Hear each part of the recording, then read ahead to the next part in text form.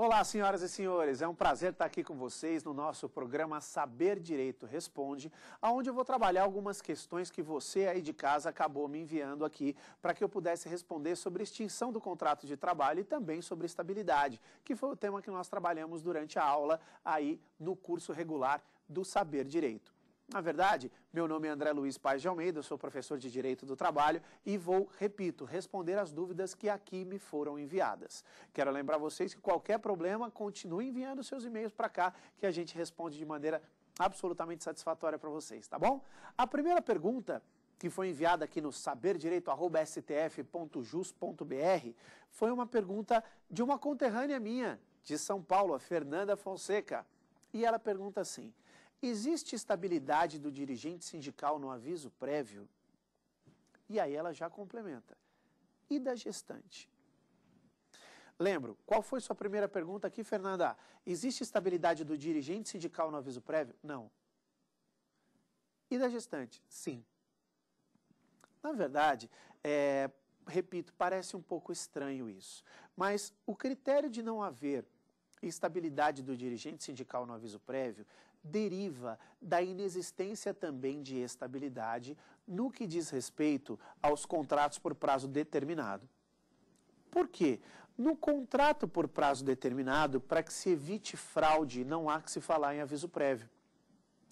Ora, porque o empregado já sabe a data final do seu contrato. Se o empregado já sabe a data final do contrato, não há que se falar efetivamente em aviso prévio, em instabilidade no curso desse contrato. Para evitar fraude, sabe aquele empregado, Fernanda, que acaba se candidatando a dirigente sindical no curso do contrato por prazo determinado? O critério aqui, ele é estendido à estabilidade no curso do aviso prévio. O empregado já tem o aviso prévio decretado e ele se candidata a dirigente sindical. Ele teria estabilidade? Não. Temos, inclusive, a própria súmula 369 do TST, e a súmula 369 do TST, em um de seus itens, destaca de maneira muito clara que não existe a estabilidade do dirigente sindical no curso do aviso prévio. Já no que diz respeito à estabilidade da gestante, Fernanda, essa estabilidade tem sido deferida pela doutrina, porque entende-se, primeiro, a função social dessa estabilidade é diferente, e segundo, entende-se também, Fernanda, que não daria tempo de ter uma fraude no curso do aviso prévio para angariar essa estabilidade. E, portanto, responda você, minha conterrânea aí paulista, existe estabilidade do dirigente sindical do aviso prévio? Não, súmula 369 do TST. E da gestante? Não há texto de lei sumulado, mas existe estabilidade da gestante, pelo que boa parte da jurisprudência entende. Temos mais uma pergunta aqui, também importante, essa de Rio Branco, no Acre, que corresponde assim: olá, professor, então existe diferença entre auxílio-doença e auxílio-doença acidentário para efeitos de estabilidade? Agradeço a atenção, é a Mônica Soares de Rio Branco, no Acre. Imagina, Mônica, obrigado você pela companhia aí durante as nossas aulas aqui na TV Justiça, aqui no Saber Direito. Obrigado mesmo pelo carinho, viu? Mônica, a observação é importante. Lembro, auxílio-doença corresponde a doenças ou até mesmo a um acidente que não foi adquirido na constância do trabalho. Auxílio-doença acidentário corresponde ao acidente ou à doença adquirido na constância do trabalho. Se não houve a aquisição deste acidente ou desta doença com relação ao trabalho, não há que se falar em estabilidade. E aí, Mônica, nós vemos a caracterização do auxílio-doença puro e simples. Já se essa doença tiver uma relação com o trabalho, se esse acidente tiver uma relação com o trabalho, estaremos diante, então, do auxílio-doença acidentário, e esse gera estabilidade. Na verdade, o afastamento, no que diz respeito ao INSS, Mônica, ele é muito parecido. Ele é muito parecido mesmo, porque lá para o INSS, os 15 primeiros dias é o empregador que paga, depois o empregado ingressa no INSS, recebendo o auxílio previdenciário. Isso tanto faz seja caso de seja caso de auxílio-doença simples ou seja caso de auxílio-doença acidentário. Mas a estabilidade só deriva do auxílio-doença acidentário. Por quê? Só existe estabilidade caso o acidente ou a doença sejam decorrentes da relação de emprego. Se não forem decorrentes da relação de emprego, não há que se falar em estabilidade. Ressalvo, não é qualquer auxílio-doença que trata de estabilidade, que detém o direito do empregado à estabilidade. Só aquele cujo afastamento se dá por mais de 15 dias. Artigo 118 da Lei 8.213 de 91. E esse artigo 118 da Lei 8.213 de 91, ele foi recepcionado pelo TST por meio da súmula 378. Pois a súmula 378 atesta a constitucionalidade do artigo 118 da Lei 8.213 de 91, asseverando justamente isso que eu estou falando para você, Mônica, que o auxílio-doença acidentário gera estabilidade, mas desde que o afastamento seja superior a 15 dias. Se o afastamento for superior a 15 dias, ele gera estabilidade, sim. Joia? Obrigado, Mônica. Um grande beijo aí para você, pessoal aí de Rio Branco, no Acre, que está nos assistindo. De Salvador, agora na Bahia, estão me mandando uma pergunta aqui. Professor André Paes, poderá ser requerido o teste de gravidez antes da contratação? Desde já, muito obrigado. É o Ademir Costa de Salvador. Obrigado você, Ademir, pela companhia aí. Na verdade, Ademir, o que acontece é o seguinte. A Lei 9.029 de 95, ela atesta a impossibilidade de se exigir teste de gravidez. Podemos entender que se exigir antes da contratação, estaremos diante daquilo que a doutrina vem chamando de pacto pré-laboral. E, portanto, isso ensejaria a responsabilidade do empregador da mesma forma. Havendo pacto pré-laboral, existe a possibilidade de indenização do empregador em favor do empregado. E, portanto, esse teste de gravidez não pode ser requerido mesmo antes da contratação. Obrigado, muito obrigado, Ademir. Um grande abraço para você, pessoal aí de Salvador. E uma pergunta agora lá de Itapecerica da Serra, de São Paulo. Professor, a minha dúvida é a seguinte. Se o empregador dá uma festa de final de ano e admite o uso de bebidas, isso poderá acarretar algum problema ao empregado? Obrigado. É o Bernardo Antunes de Itapecerica da Serra, em São Paulo. Não, Bernardo, para que a gente entenda isso como falta grave, Bernardo, a gente deve entender de maneira muito clara que a falta deve ser contrário àquilo que o empregador prerroga. Portanto, se o empregador dá uma festa e admite o uso de bebida alcoólica, ele está admitindo as consequências que isso pode levar. E esse ato, então, não pode gerar a demissão por justa causa, já que teve a anuência do empregador. Com isso, eu termino o meu primeiro bloco aqui no Saber Direito Responde, mas não vai embora não, porque o intervalinho é bem rápido e eu volto com o segundo bloco de questões respondendo as suas dúvidas daí. Até já! Olá, gente! Como prometido, estamos aqui de volta, respondendo as dúvidas que ficaram das aulas que nós demos aqui sobre estabilidade e rescisão do contrato de trabalho. As dúvidas que foram enviadas aqui para o saberdireito@stf.jus.br. E você que não teve a sua dúvida ainda respondida, pode enviar um e-mail para cá. Envie só delimitando a matéria, estabilidade, rescisão do contrato de trabalho e delimitando o professor. Eu, como dito, sou o professor André Paes de Almeida e vou aqui responder as dúvidas que vocês me acabaram de me enviar. Temos uma aqui do Rio Grande do Sul, de Bento Gonçalves, aqui no Rio Grande do Sul, que fala assim para mim: Professor André, a empresa que atravessa crise financeira poderá pagar a metade da remuneração ao empregado, argumentando ser isso caso de força maior? Ricardo, é importante isso. Essa pergunta, por isso que eu sempre falo, a pergunta de um aluno muitas vezes aproveita a dúvida de vários. Gozado, Ricardo, essa pergunta que é a sua dúvida já foi objeto de uma questão de prova pública, de uma prova da OAB. E muita gente respondeu isso de forma errada. Eu só quero lembrar a vocês a intenção do Instituto. Força maior é um instituto previsto no artigo 501 da CLT, que corresponde a algo que ocasiona o fechamento da empresa por um acontecimento para qual o empregador não concorreu, direta ou indiretamente. Daí a pergunta do Ricardo aqui, de Bento Gonçalves, no Rio Grande do Sul. Ora, crise econômico-financeira, o empregador não concorreu para que ela acontecesse direto ou indiretamente. Então, o empregador pode mandar o empregado embora pagando metade da remuneração? Por que metade da remuneração?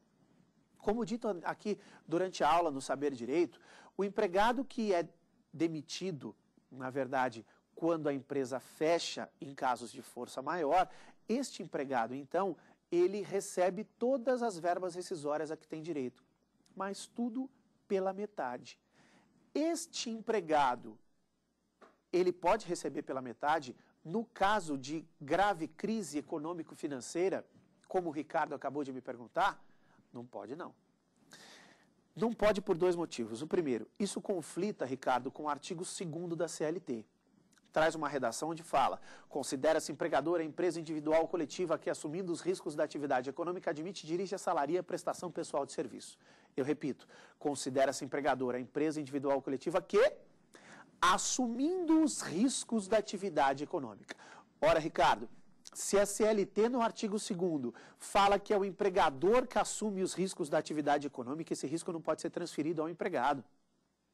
E, portanto, Ricardo, se este risco não pode ser transferido ao empregado, não há como admitir que o empregado receba metade da remuneração que lhe seria devida, caso o empregador demita esse empregado porque ele está atravessando grave crise econômico-financeira.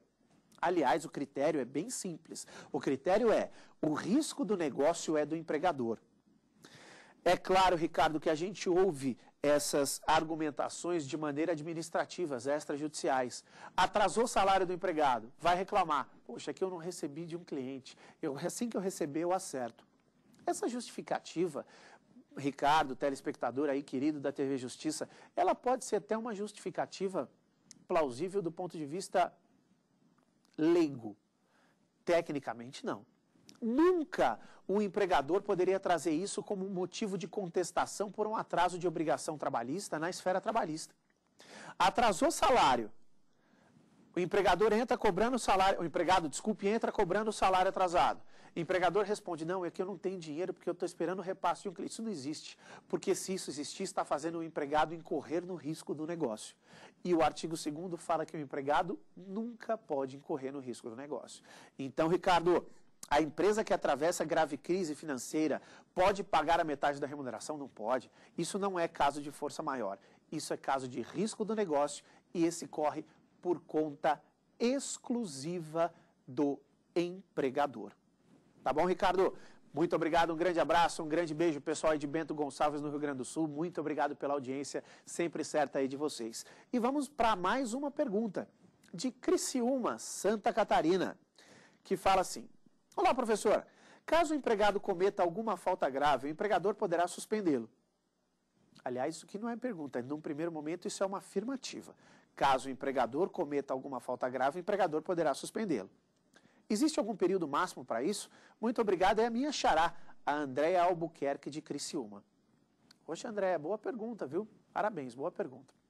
O que acontece é o seguinte: empregador, lembram do princípio que nós estudamos de justa causa, o princípio da punição à falta? Lembra que nós falamos que a punição não pode ser excessiva, sob pena de reversão disso na esfera trabalhista? Falamos disso durante as aulas, lá, a aula de justa causa no Saber Direito. Na verdade, doutores, é importante a gente delimitar alguns pontos. Muitas vezes o empregado comete alguma falta grave. Esta falta grave que o empregado cometeu, ela não é nem tão grave o suficiente para acabar caracterizando por si só o afastamento do empregado por justa causa, mas também não é tão branda o suficiente para exclusivamente delimitar uma advertência.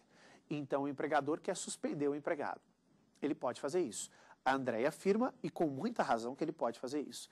Mas a pergunta é: existe um prazo máximo para essa suspensão? Existe sim. Esse prazo é estabelecido no artigo 474 da CLT. E esse prazo, Andréia, é de 30 dias. O empregador não pode suspender o empregado por mais de 30 dias, sob pena de rescisão indireta do contrato de trabalho. Ou seja, aí inverte o lado da moeda, né? A justa causa acaba sendo do empregador. Então, o 474 da CLT fala que o empregador não pode suspender o empregado por mais de 30 dias. Vamos deixar o negócio claro. Se a suspensão, assim como a interrupção, decorre de acordo entre as partes, sabe? Não existe prazo.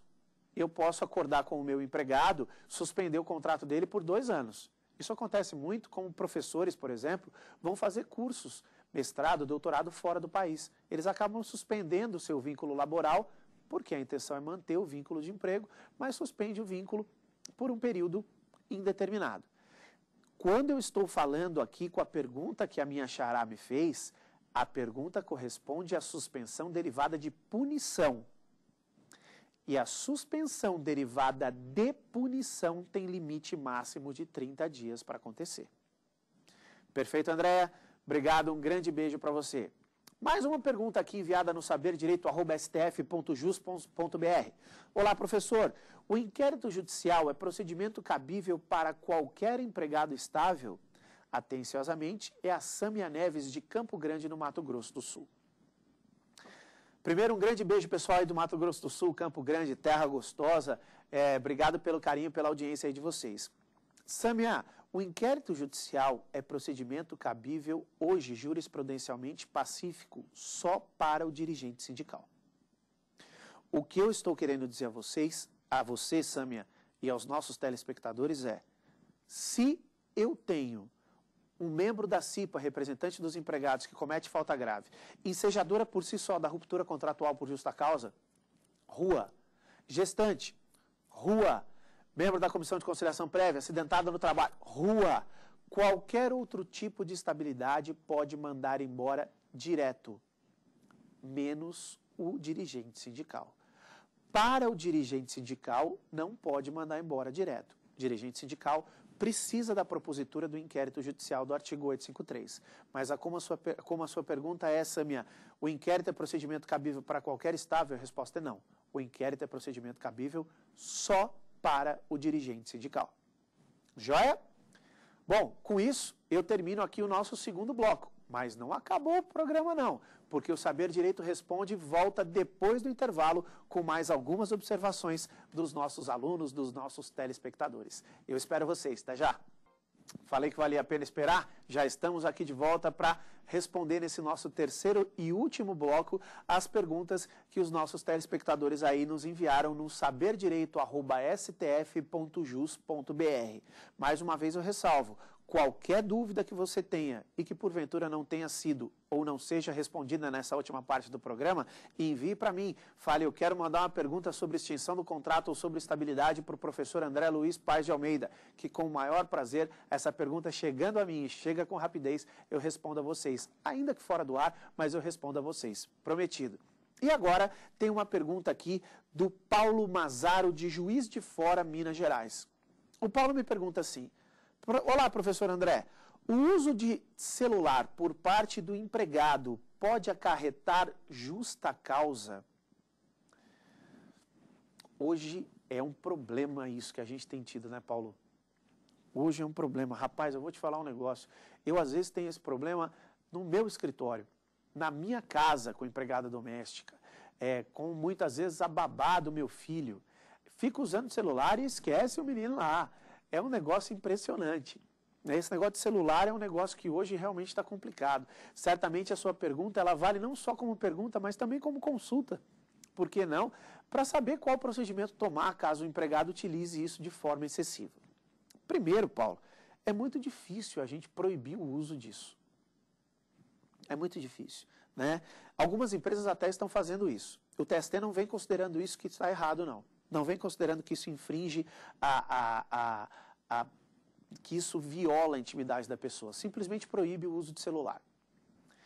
Eu vou ser muito franco a vocês. Tem empresas que acabam tendo problemas terríveis com relação a isso. E isso acaba sendo caracterizado como um ato de desídia. Então, em tese, Paulo, seria possível, sim, demitir um empregado com base no artigo 482, a linha E da CLT. Ato de desídia. Corpo mole, o desleixo. Qualquer ato do empregado que o desvirtue das suas funções é um ato desidioso. Esse ato pode ir de dormir até de usar o celular, quando o empregador não lhe permita fazer isso. Pode. É cabível? É. Ocorre? Na prática isso é complicado. Na prática, Paulo, isso é muito complicado. Você mandar o empregado embora por justa causa para isso, olha, eu diria a vocês que nós devemos ter pelo menos umas 10 advertências com relação a isso, meu amigo. Qual é o critério que eu presumo, reputo isso como correto?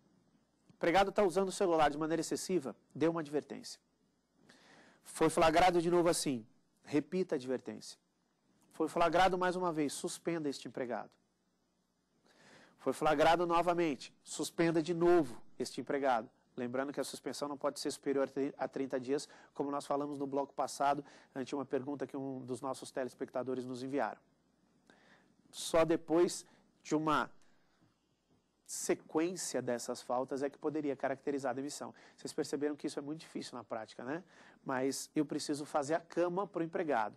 Quando eu falo fazer a cama, por favor, não me entenda mal, eu quero fazer a cama no sentido de prejudicar o empregado. Não.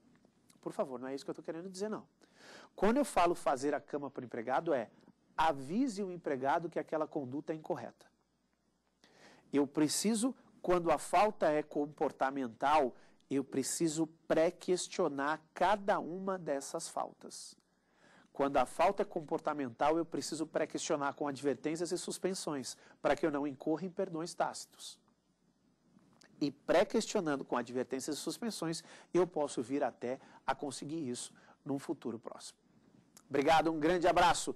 E a Juliana Ferreira da Silva, aqui de Santana do Livramento, Rio Grande do Sul, está me fazendo a seguinte pergunta. Professor André, existe um prazo para a propositura do inquérito judicial? Agradeço desde já. Obrigado, Juliana. Quem agradece sou eu, a companhia aí de vocês aí do Rio Grande do Sul, mais uma vez, de Santana do Livramento. Obrigado, viu, Juliana? Olha, existe um prazo, sim. O artigo 853 da CLT fala de um prazo de 30 dias. E eu quero lembrar que esse prazo de 30 dias ele não é contado da falta grave. Corre lá no 853 da CLT que vocês verão que esse prazo de 30 dias ele é contado da suspensão do empregado. O prazo de 30 dias é contado da suspensão do empregado e não da falta grave. Importante ressalvar que a súmula 403 do STF destaca que este prazo ele tem natureza decadencial e não prescricional. Decadencial e não prescricional. Então, tomem cuidado. O prazo existe. Sem dúvida nenhuma, Juliana, o prazo existe. O prazo, Juliana, com 2 N's, o Juliana, é um Juliana chique. O prazo, Juliana, é de 30 dias e este prazo é decadencial. E é a contar não da falta grave, mas da suspensão do empregado. Obrigado, Juliana. Um grande beijo para você. E agora nós vamos para a nossa última pergunta, que trata assim.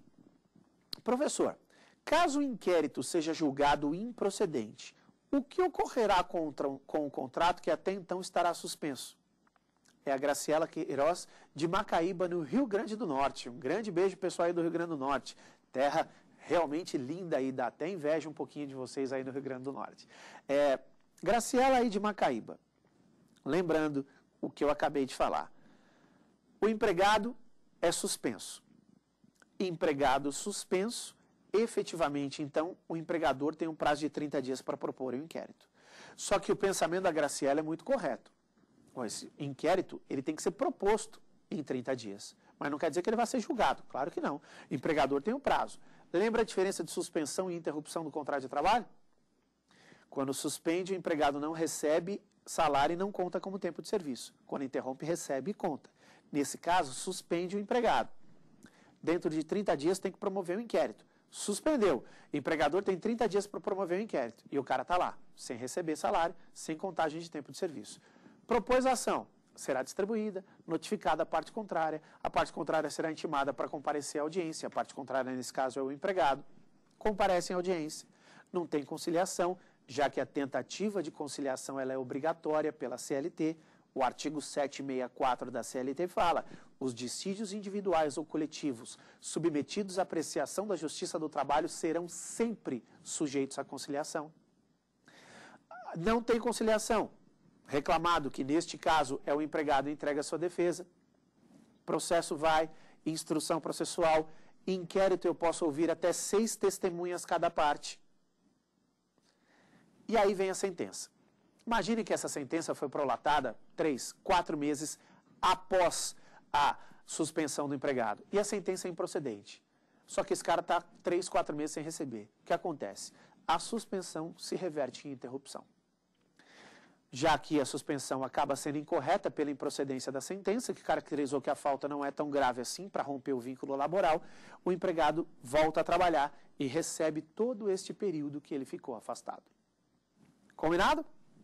Gente, eu queria muito agradecer a presença, o carinho de vocês. Perguntas aí, vocês mesmos viram, são provas do Brasil inteiro chegando aqui. O pessoal me encontra muitas vezes na rua. Poxa, professor, te vi na TV Justiça, no Saber Direito. De fato, a visibilidade não é só para acadêmico, não é só para o profissional do direito, e sim para todos aqueles que querem saber dos seus direitos.